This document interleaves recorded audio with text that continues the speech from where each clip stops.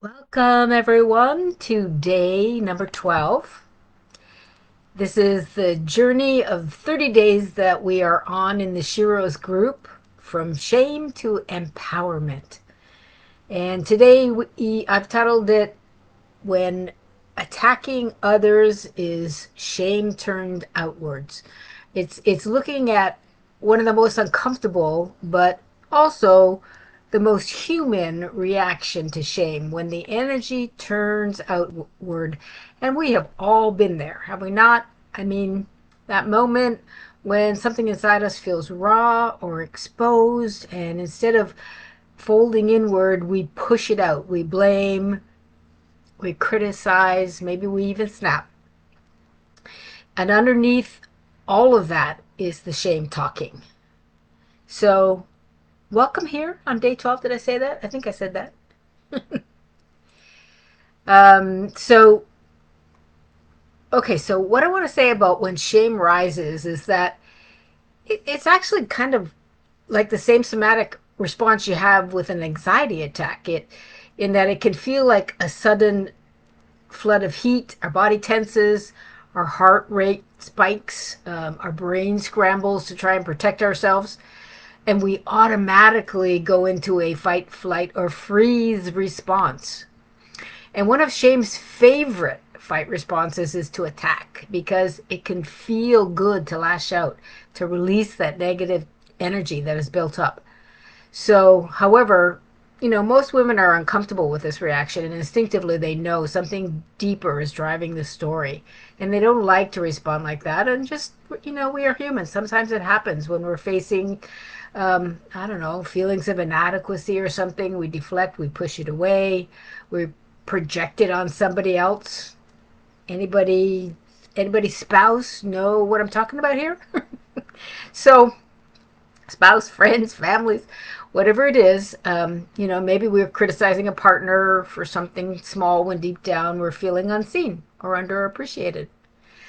Maybe we snap at a co-worker who points out a mistake because we already feel like we failed. So we don't need him to do that. Or we gossip or find fault or nitpick anything that redirects attention away from that tender place inside of us that's whispering to us, I'm not enough. That's how it feels. I'm not enough. Blame is really discharging of it's the discharging of discomfort and pain.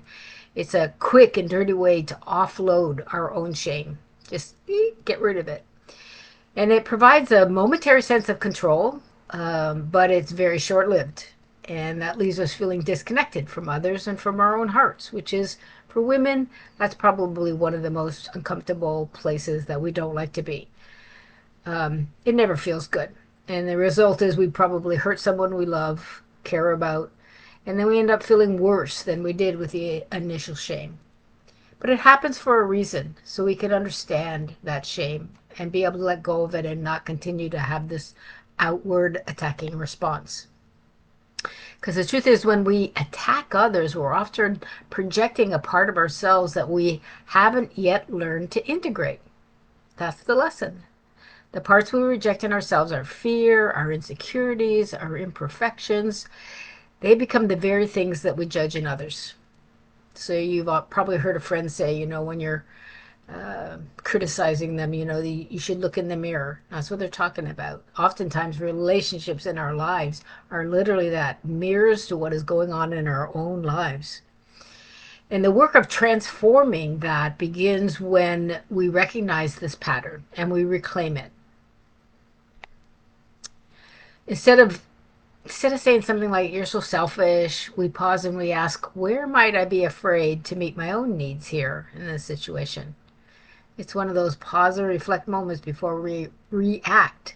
Instead of thinking, he never listens to me, ask yourself, am I listening to myself?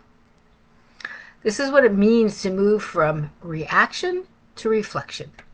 And we begin to see that behind every outburst is a need, often for safety, for respect, for validation, or for love. We're looking for something. And when we understand that, the shame begins to lose its bite and its grip on us. You stop seeing ourselves as the bad one. Poor me. I'm the bad one always. And start recognizing that we're human underneath, and the one who's just trying not to feel exposed, whatever it is, that emotion that you happen to be experiencing. So here's the gentle truth. Every time you pause before reacting, when you feel like this, you interrupt generations of shame, ancestral shame. Think about that. You're breaking lifetimes of patterns, and you become the place where the cycle ends. The cycle of negativity, the cycle of striking out, the cycle of choosing anything besides love. Because you know my motto, always choose love. Maybe it will help you to think about it like this. The pause, the breath before the bite is a radical act of emotional maturity and self-compassion.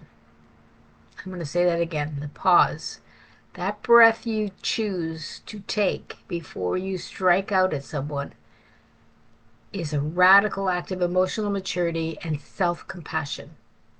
This is the important work of transformation, because it not only changes you, it changes the whole world. Everybody you come in contact, the whole world. So, okay, workbook time. Take a moment to reflect in your workbook and think about a recent time when you maybe got defensive, you felt like you were responding sharply or in a critical way. Maybe a comment somebody made to you or about you hit a nerve. Maybe someone made you feel like you were unseen or unappreciated. That happens a lot to us. But it's important to acknowledge it and ask yourself, was shame hiding underneath? Because the good news is, eventually, when you do this process enough, you won't feel shame. It won't be there anymore. And isn't that a relief?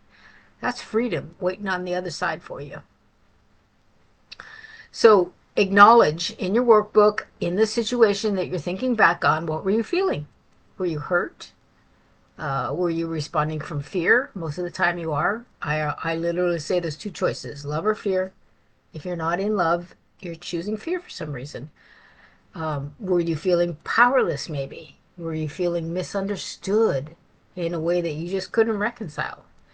So just acknowledge as you're doing this work in your workbook, there's no need to judge the situation. Please don't do that. Just notice it. Become aware of it. Because that awareness is how we unhook from the pattern. I hope that's the one thing that I'm saying in this 30 days that you hear really clearly if you haven't heard it already. We're unhooking old beliefs and creating new stories.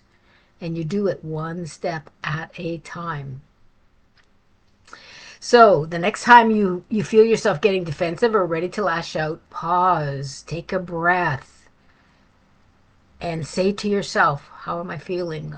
Do I feel exposed? Am I feeling vulnerable? What's going on in here? This is where the work happens, right? Right in the middle of the fire.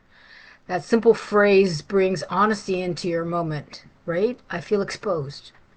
It interrupts the automatic reaction and brings you back into alignment with your heart. So instead of being caught up in the emotion, being, you know, stuck there, out there with your emotion, now you take a step back. You're being objective. You're getting into the witness consciousness and looking at the situation, and in the meantime, you can align with your heart. How are you feeling? If you can take a deep breath and ask yourself, what am I really needing right now? Do I need connection? Do I need somebody to reassure me? Do I need to talk to somebody that actually understands me? Pick up the phone. Call a good friend. We all need that. We all need that. When you can name what's underneath the anger, you stop projecting it. And that's when true empowerment begins. That's when true empowerment begins. So, shame turned outward is just shame trying to find relief. But every time you choose awareness over reaction, you're going to heal something deeper inside yourself. and you make connection with yourself and others possible again. And isn't that what the whole thing about living is? Making that connection good and loving and honest and human. Yeah, I must have hit a track there because that felt really emotional. And I hope you're enjoying this days. Tomorrow, what are we up to tomorrow? Do I have it down here? Yes. Tomorrow, we're going to look at default patterns and begin rewriting them with compassion. And so, some more, bring your workbook. I hope you'll join me. I hope you're enjoying this. I decided to put the whole series of 30 days on YouTube. So, somewhere along in here in Facebook, I'll put the link if you want to go there because you can, whatever you've missed, you can watch them one after the other, whichever one pops out to you that it feels like you need to learn it. Go ahead and do that. The work will be available free all the time. So comment in the Facebook post. I'd love to hear from you. How are you doing with your work? Do you have any questions? Please, love to know. Okay. See you tomorrow, day 13. Take care and thanks for coming.